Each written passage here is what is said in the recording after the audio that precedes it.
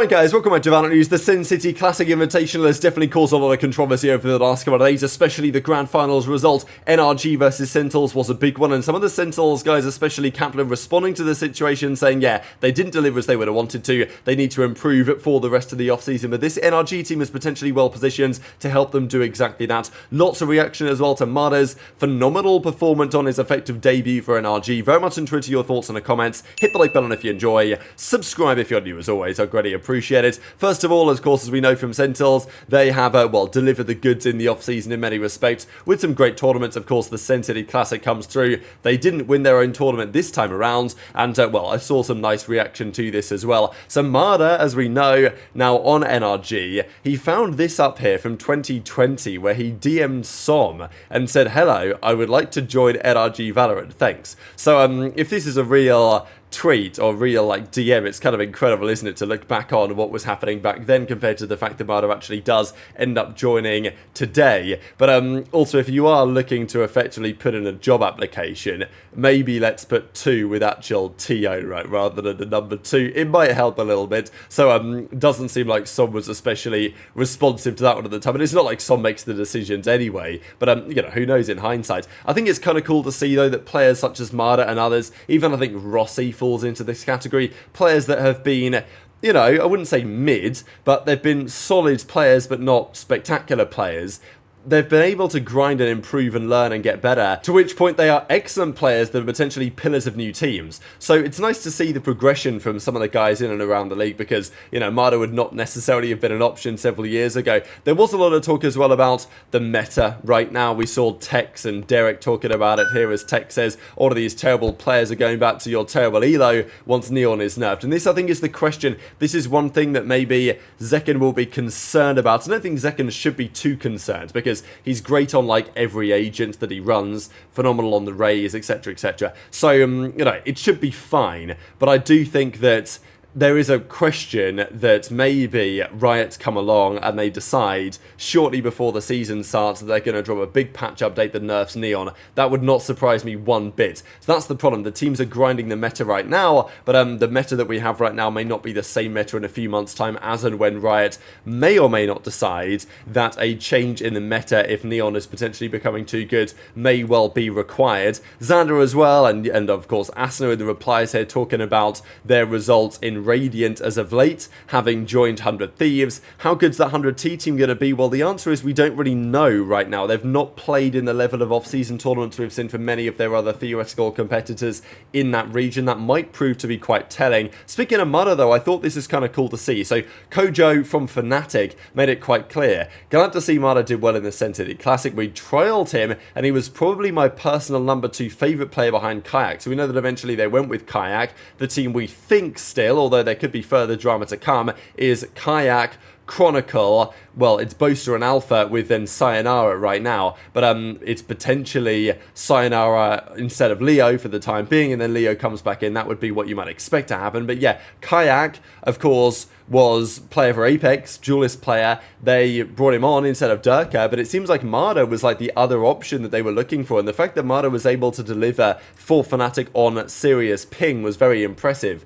So yeah, bright future ahead of him, they say. But the result of the tournament in the end was an NRG win. Yes, Zekken and Bang had good tournaments on the whole, but it wasn't good enough. Verno and Mada were generally outperforming everyone, and like Zekken and Mada's numbers were the same in terms of rating, but the 4 maps that Mada played against Zekken, you know, Mada basically just had his number right. So wanted to share a couple of minutes of clips here from various creators, pretty much just reacting to Mada's phenomenal plays in the tournament, and you know, what it might potentially mean for the teams going forward. In Raf on Duelist? I don't think anyone said that. Yeah, I actually don't think anyone said that. Maybe listening for pistol. All right. Sen's going 5. Listening for pistol. Man. They keep getting picks. Oh too. man. I'm not gonna lie. Yeah. Oh, what? Yeah. You can hold that body if you can get to it. Oh my god. If you can get to it. Oh my. Oh my. Oh my god. Wow. Adam, you're the truth, brother. Wow. Adam, you are the fucking truth, Adam. Wow, that was fucking nice. Oh my god. Mada haters will never, ever, ever eat. Oh my god. I need to kid look at the is fucking stats. So for real. He's so goddamn good. Oh. Maybe listen in for pistol. We can go NRG listen in for pistol. Dude. They keep getting picks too. I'm not gonna lie. I know exactly where. If he can get to it. What? Oh my god. Wow.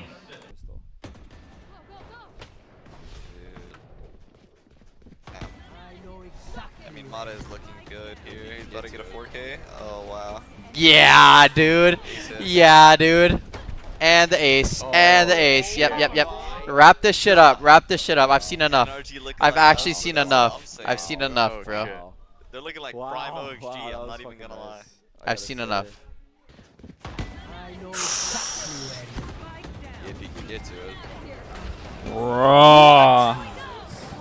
What the hell is this? Oh Nah, my man. Guy's God. insane as well. Wow. Wow. Dude, wow. people are dying Wow. so fast. Wow, Like, that if was you fucking watch nice. every enemy I gotta screen say. there, there's at least 2 of them Mada that you can't do haters anything. Will never, ever, ever eat another meal again. This kid is fucking so for real. That's so fast. This guy's just wrecked because of the stun. He's so This, goddamn that's good. outrageous. And then this Holy is, I mean, shit. maybe honestly Bang has the best chance to kill him out of everyone. That's a sick ace, by the way. That was a lovely round, man. It's a big reaction here from Kaplan as he says, GG's to Cloud9, NRG, EG, congrats to NRG, hate the way we went out because I know how good we can be, because of course they didn't play at their level, but certainly NRG capitalised on what they did perform as. The off-season is for growth, I can promise we got a lot of that. I think that's the key point. You brought a new roster in, we know Narrate and Bang are delivering, so the question is whether the team is composed the correct way. We talked about it yesterday, the fact that, okay, maybe Gen.G goes back to the Sentinel, maybe Narrate goes back to the Initiator, and there's something going on there that could work out for the better of the team.